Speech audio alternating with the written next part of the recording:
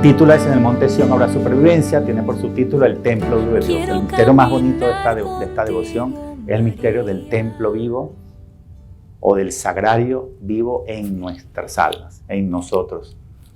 La profecía base de Abdías 1:7: en el monte Sión habrá supervivencia, será lugar santo. Esta profecía aparece 4 veces en la Biblia. Asimismo, como dice acá, que en Sión va a haber supervivencia. La pregunta es: ¿qué significa esa profecía? ¿Y qué tiene que ver conmigo, que vivo aquí en Miami? ¿Qué tiene que ver conmigo, que soy católico? ¿Qué tiene que ver conmigo esta profecía? ¿Quiénes son estos que van a sobrevivir? ¿Qué es ese Sión donde va a haber supervivencia? Eso es lo que vamos a analizar. Entonces, lo primero que hay que entender es el significado del término Sión. Es un término que aparece muchas veces en la Biblia y su significado va evolucionando, va cambiando. De ubicación amplía su alcance geográfico y también evoluciona de un sentido físico a un sentido espiritual. Entonces vamos a ver qué es este término Sión tan importante que hay que dilucidar para poder comprender la profecía. ¿Qué es Sión? Bueno, Sión originalmente es un monte. ¿Dónde está ese monte? Está allá en Jerusalén, pero se diferencia de los otros montes bíblicos estándar. Un monte, una montaña, es una cosa física, ¿no?, que uno puede escalar, que es inmutable, es decir, no se mueve, no cambia de lugar, no cambia de nombre. Es una cosa, por lo menos en escala humana, es una cosa inamovible, una montaña, un monte.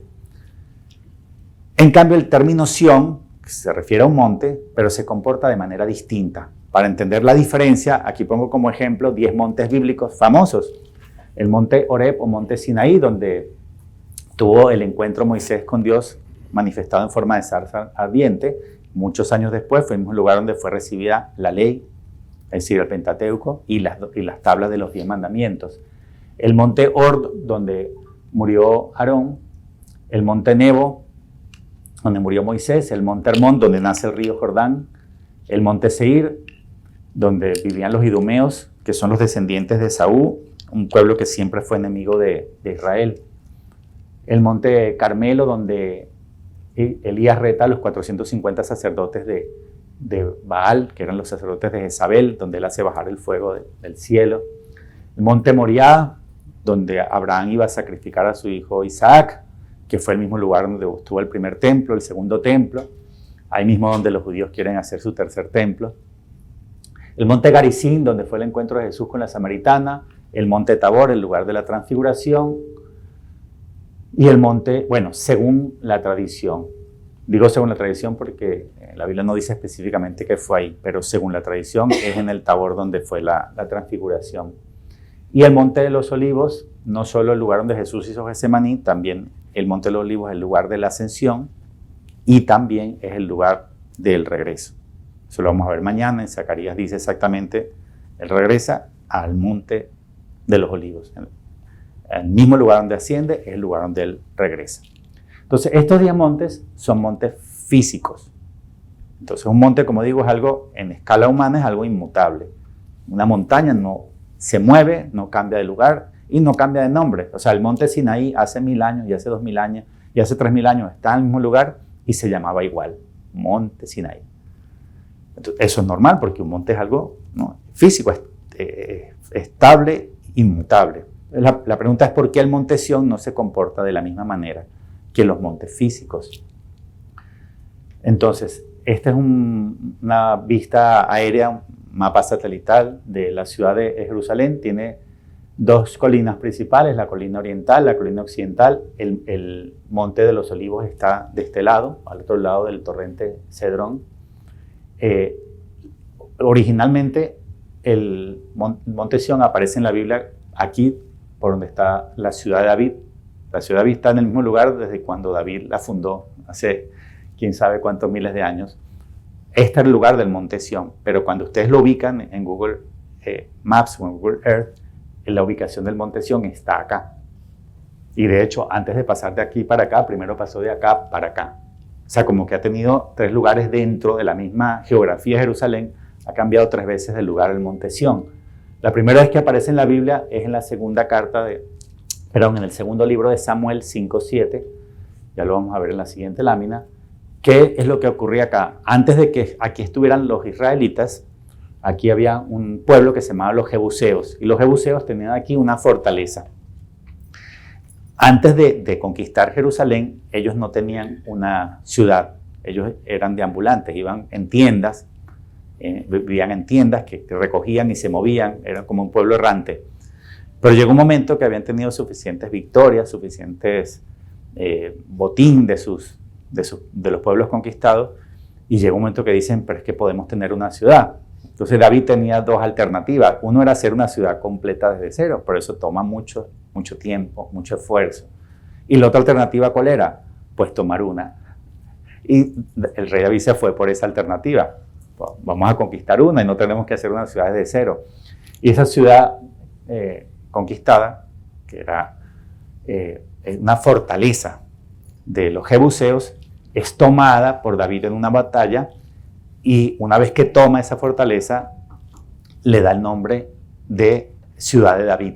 Y hasta el día de hoy está en el mismo lugar y se sigue llamando Ciudad de David.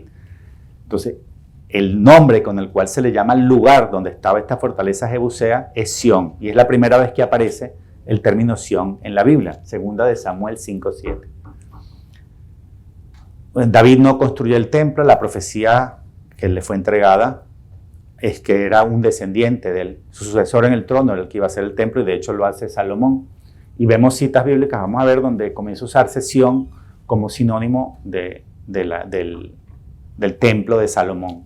Es decir, esta es la parte baja de la colina oriental y el templo está en la parte alta de la colina oriental, y Sión comienza a utilizarse como si hubiera trasladado de aquí para acá, como la parte alta y el lugar del templo.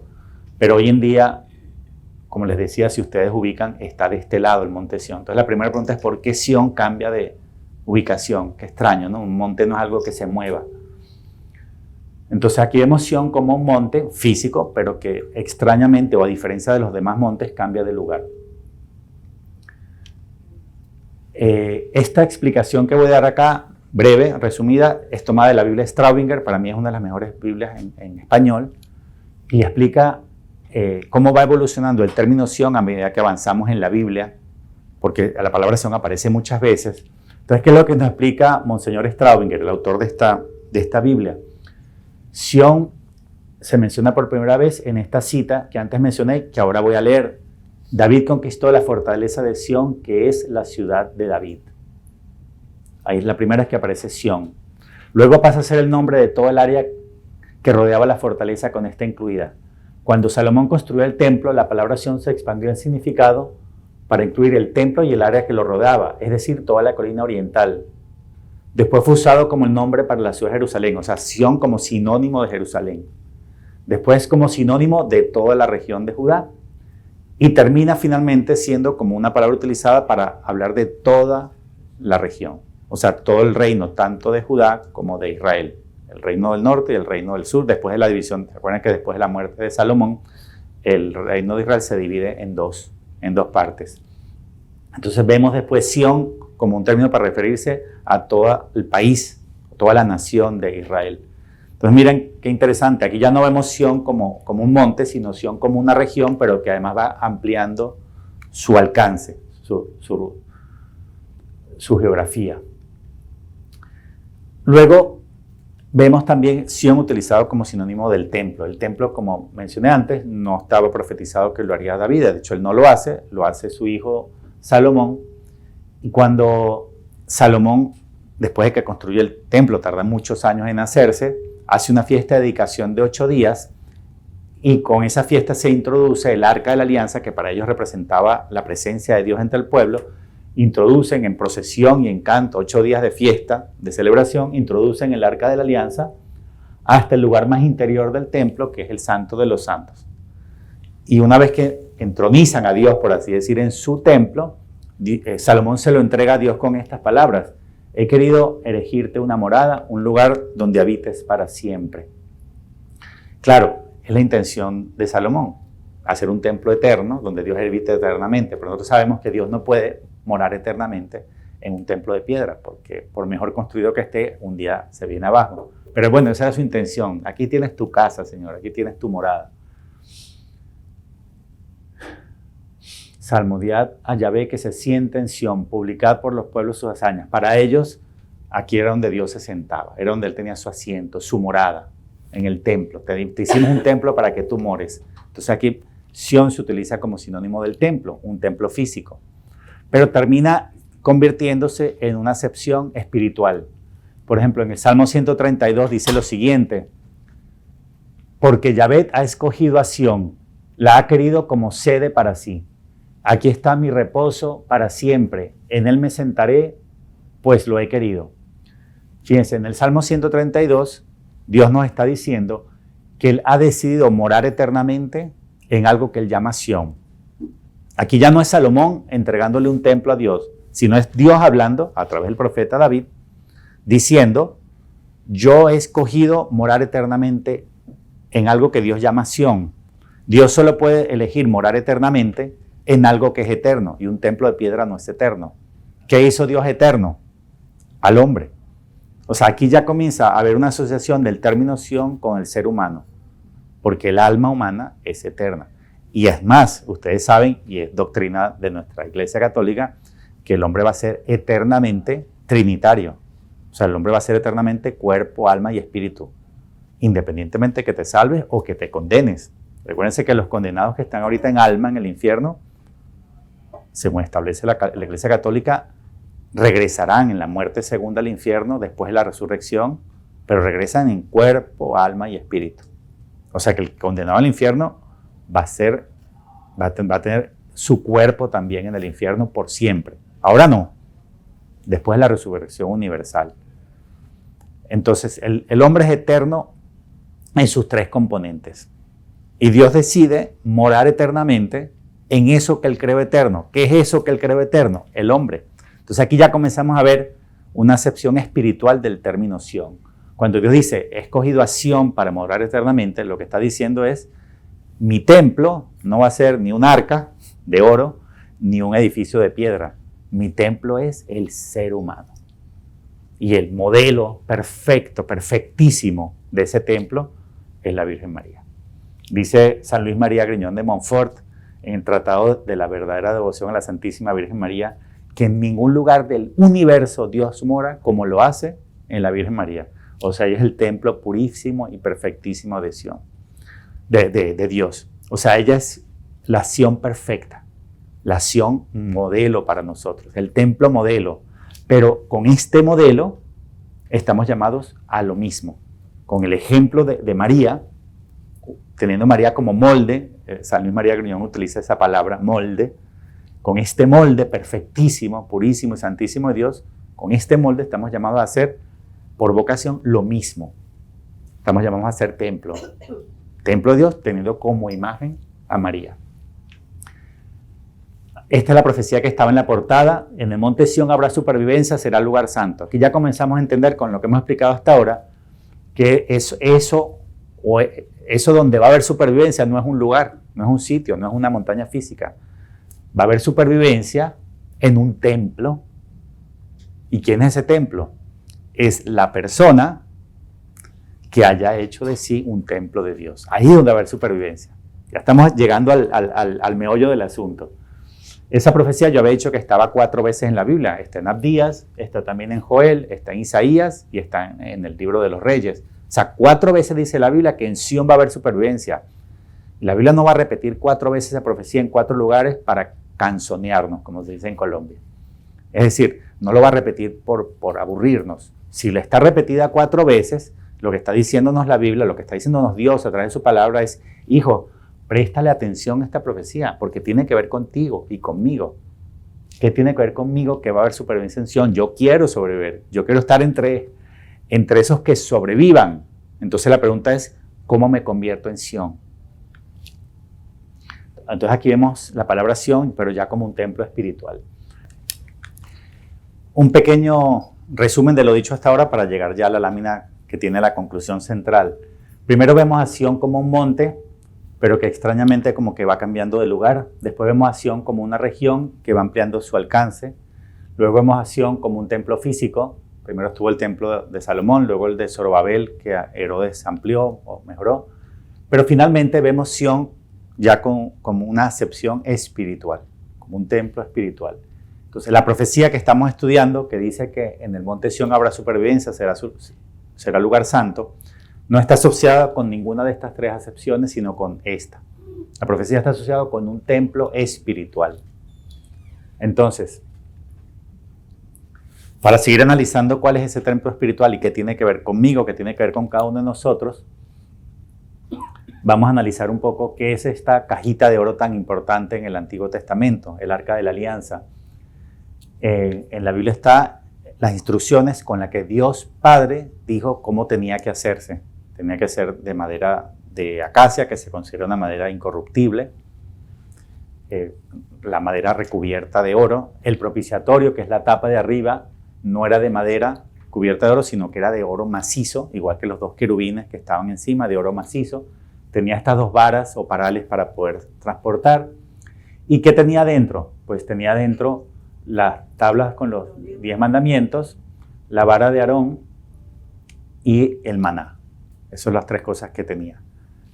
Algunos autores dicen que también en algún tiempo estuvo dentro del Arca de la Alianza la ley. ¿Qué es la ley? El Pentateuco, que los hebreos llaman la Torá, pero es lo mismo que el Pentateuco nuestro. ¿Qué es el Pentateuco? Génesis, Éxodo, Levítico, Números y Deuteronomio. Eso es el Pentateuco, que se le llama también bíblicamente la ley. O sea, la ley es los primeros 5 libros de la Biblia. Pentateuco para nosotros, Torá para los hebreos. Pero es lo mismo, claro que es lo mismo. Es el autor es Dios. No importa que lo llames Torá o que lo llames Pentateuco. No hay diferencia, no cambia. Solo que ellos lo recibieron en el hebreo y nosotros tenemos que leerlo en castellano o en inglés para poderlo entenderlo. Pero es el mismo, es lo mismo. Entonces, hay varios que defienden que también la ley, que la entregó Dios por mediación de ángeles a Moisés, así dice la Biblia en varias partes, también estuvo dentro del Arca de la Alianza. Pero no lo coloco acá porque eso es, no tengo, digamos, las citas bíblicas que lo confirman, que estuvo adentro. Pero sí hay citas bíblicas que se demuestra que dentro del arca estuvo las tablas con los 10 mandamientos, la vara de Aarón y el maná. Hay una cosa que quiero destacar, que es la que tiene que ver con esta profecía, con este estudio, y es que Dios Padre, que fue el que dio estas instrucciones, mandó a hacer 2 querubines de oro macizo en los 2 extremos del propiciatorio. El propiciatorio se llama, esta tapa, la tapa del Arca de la Alianza se llama propiciatorio. Se llama propiciatorio porque sobre ella se rocía la sangre del cordero sacrificado para propiciar o reparar por los pecados del pueblo. De ahí viene la palabra propiciatorio. O sea, propiciatorio viene de propiciar por el pecado, de reparar por el pecado. Entonces, 2 querubines de oro macizo en los extremos del propiciatorio, y estos estarán con las alas extendidas por encima, cubriendo con ellas el propiciatorio uno frente al otro. Es decir, que los querubines están en esta posición como cubriendo, defendiendo el Arca de la Alianza. Eso no solo tiene un significado simbólico, eso demuestra que hay una protección real angelical sobre el Arca de la Alianza, donde se demuestra que estos no son adornos, sino que es una verdadera protección de verdaderos querubines. Se demuestra en muchos sucesos del Antiguo Testamento. Por ejemplo, cuando ellos pierden la segunda batalla contra los filisteos se llevan el Arca de la Alianza como botín. Se la llevan como un trofeo de guerra y la meten en el templo donde estaba su falso dios Dagón. En la noche cierran con candados, con cadenas, y en la mañana, cuando abren su templo, Dagón está de bruces contra el piso. Dicen, qué raro, aquí no entra nadie de noche, ¿cómo es posible? ¿Quién nos tumbó nuestro dios Dagón? Obviamente no es ningún dios, es una cosa de piedra. Entonces al día siguiente vuelven a cerrar, pero con más cadenas y con más candados, asegurarse que no entre nadie. Y al segundo día, otra vez está Dagón contra el piso, pero esta vez cayó tan duro que se le separaron las manos y la cabeza. Entonces ellos comenzaron a entender, los filisteos, ¿no será que estos no son adornitos? ¿No será que hay unos verdaderos seres que están dañando nuestros dioses, haciéndonos daño? Entonces la población, los varones, comenzaron a enfermarse, desde los adultos hasta los niños, con tumores, y comenzaron a morirse, y alaridos se escuchaban hasta el cielo. Entonces, ¿qué hacen? Agarran el Arca de la Alianza y la llevan a otro pueblo. Los filisteos tenían 5 ciudades, 5 pueblos filisteos. Entonces lo llevan al segundo, y en el segundo pueblo comienza a hacer lo mismo, comienza a destruir sus falsos dioses y comienzan a enfermarse todos los varones, desde los adultos hasta los niños. Dicen, ¿pero qué es esto? Una caja de oro, por más bonita que sea, no puede hacernos daño. Ellos comenzaron a entender que no son adornos, sino que son verdaderas criaturas que, aunque no son visibles a los ojos, porque los querubines son seres espirituales, pero les hacían daño de verdad. Cuando van a mandar el arca de la alianza al tercer pueblo filisteo, el tercer rey filisteo dijo, no me la manden. ¿Para qué? Para que muera también mi gente, para que también mis hombres se enfermen de tumores o se mueran. No la quiero, no me la traigas, devuélvesela a los israelitas, no vaya a ser que muramos todos. Eso es lo que dice. O sea, le agarraron miedo. ¿Pero a quién? ¿A un objeto de oro? No, le agarraron miedo al hecho de entender que estos representan verdaderos seres espirituales, invisibles quizá, pero que le hacían daño físico, material a ellos. Entonces, ¿qué hicieron? La montaron sobre una carroza y la envían de vuelta sola, no se atreven ni ir con ella. Entonces, el arca de la alianza fue recuperada de vuelta por los israelitas sin ir a la guerra, sin armas, sin disparar una sola flecha. La recuperan porque regresó sola. ¿Y quién la regresa? Porque los bueyes donde la montaron, un buey no va a saber a dónde, en qué bifurcación coger a la izquierda o a la derecha. Un buey no sabe cómo regresar a Israel. Quiero decir, la ciudad israelita más cercana, no sabe. ¿Quién la regresa? Los mismos querubines. O sea, hay muchas citas bíblicas donde se ve que estos seres sí son reales. No son adornos de oro. Son seres que estaban protegiendo la presencia de Dios. Porque para los israelitas, Dios moraba en el arca de la alianza. Pues obviamente no es una presencia física como la que tenemos nosotros en la Eucaristía, que es real, total, absoluta, cuerpo, sangre, alma y divinidad que está Dios. Pero igual, para ellos era la morada de Dios. Dios moraba ahí. Entonces, el mensaje es, donde Dios mora, hay protección angelical. Ese es el mensaje, esa es la pedagogía divina detrás de esto. Esto queda potenciado más después de que Salomón construye el templo. Como les dije antes, Salomón hace una fiesta de dedicación de 8 días para introducir el templo en el ala o en el área más interior que se llama el Santo de los Santos. Este es el Santo de los Santos y aquí está representado frontalmente. Aquí está el Arca de la Alianza con sus 2 querubines, uno frente al otro. Pero Salomón construye otros 2 querubines, ya no encorvados sobre el Arca de la Alianza, sino erguidos con las alas desplegadas hacia arriba, tocándose aquí en el centro y tocando los muros laterales. Eso está en 1 Reyes 6, 23, 28. Hizo en el Debir, está refiriéndose a Salomón, que fue el que lo mandó a hacer. El Debir es uno de los sinónimos para Santo de los Santos. O sea, una de las palabras para hablar del lugar santísimo o Santo de los Santos. También se le conoce como el Debir. Hizo en el Debir 2 querubines de madera de acebuche, de 10 codos de altura. Esto es altísimo. 10 codos de alto es muy alto. Coloqué los querubines en medio del recinto. Las alas de los querubines estaban desplegadas, no cerradas, sino desplegadas. El ala de uno tocaba un muro, el segundo tocaba el otro muro y se tocaban en el medio. Y revistió de oro a estos querubines. Entonces, ya el Arca de la Alianza tiene sus 2 propios querubines, que son estos, ¿no? Son estos. Pero aquí Salomón coloca otros 2 querubines. El mensaje es el mismo, pero reforzado. ¿Cuál es el mensaje? Lo voy a repetir. Donde Dios mora, hay protección angelical. Esa es la pedagogía divina detrás de esto. Y vamos a ver qué tiene que ver conmigo, porque aquí no venimos a estudiar la historia. Vinimos a ver qué tiene que ver conmigo, con la salvación mía y de mi familia. Entonces, ¿cuál es la pedagogía divina detrás de esto? La enseñanza es muy sencilla. Es exactamente esto. La pedagogía o la enseñanza de Dios es, donde Dios mora, hay protección angelical. Entonces, si Dios mora en ti, si te conviertes en un templo de Dios, si te conviertes en un arca de la alianza tú, entonces gozarás de esa protección angelical. Es potentísimo el mensaje, sobre todo entendiendo, yo creo que si están todos ustedes acá es porque entendemos que no estamos en un tiempo normal.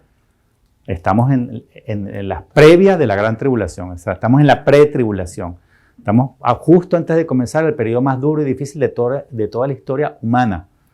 O sea, más grande que la Primera y la Segunda Guerra Mundial, más grande que la masacre de la Vendée, más grande que la persecución de Diocleciano. O sea, estamos a punto de vivir lo más difícil de toda la historia de la humanidad. Entonces, ¿qué tengo que hacer? Obedecer. Los primeros que obedecieron en Egipto, obedecieron, se salvaron, fueron rescatados. ¿Qué tenemos que hacer nosotros? Obedecer. Si obedecemos, vamos a ser rescatados.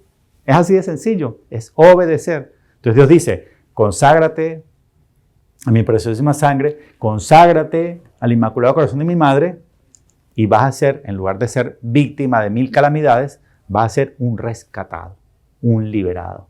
Entonces tenemos que tomarnos esto en serio porque lo que viene es terrible, pero no se trata de llenarnos de miedo, no, de llenarnos de valor, como dice Jesús, cuando comiencen a suceder todas estas cosas, erguíos, levantad la cabeza, porque se acerca vuestra liberación. Levantar la cabeza con la actitud del que espera el retorno del Señor, con la actitud de la novia, como termina el Apocalipsis, en capítulo 22.